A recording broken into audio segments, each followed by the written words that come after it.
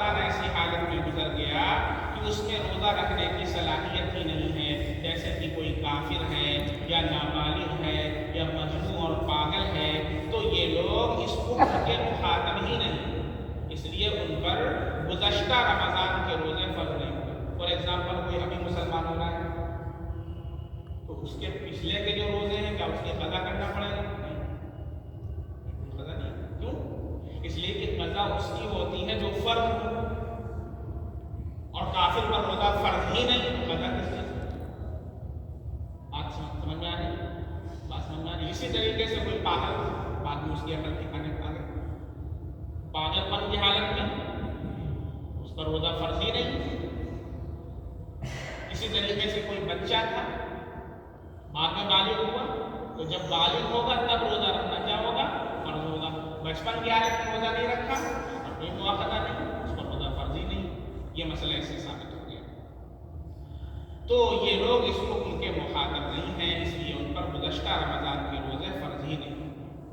اب ایک مسئلہ یہاں پر یہ سمجھیں کہ جن میں صلاحیت ذاتی طور پر موجود ہے مگر کسی وقت عذر کی وجہ سے مجبور ہو گئے، جیسے حیض اور نفاس والے، اس میں ذاتی طور پر تو صلاحیت موجود ہے روزہ، لیکن ایک مانع، ایک عارض پیش آ گیا کہ وہ ماہواری سے، اسے نفاس ہے، اس لیے روزہ نہیں رکھ سکتی، تو ایسی صورت میں کیا حکم ہوگا؟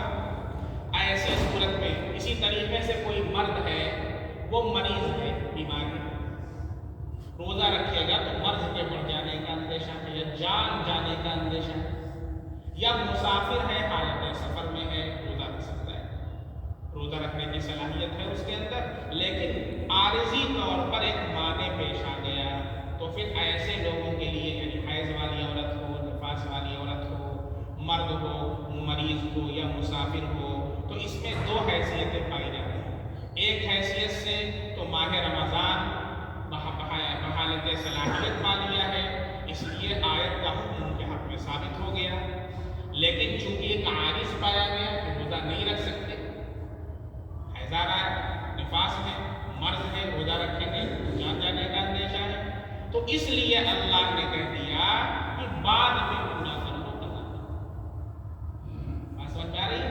کافر کے حق میں تو بعد میں پورا کرنا نہیں، بچے کے حق میں تو بعد میں بھی پورا کرنا نہیں، چونکہ ان کے لیے ثابت ہی نہیں ہوا۔ حیض و نفاس والی عورت کے حق میں یا مریض اور مسافر کے حق میں ثابت تو ہو گیا، لیکن عذر کی وجہ سے نہیں رکھا، اس لیے اللہ نے کہا بعد میں اس کی فعدۃ من ایام اخر۔ سمجھ میں آ رہی ہے؟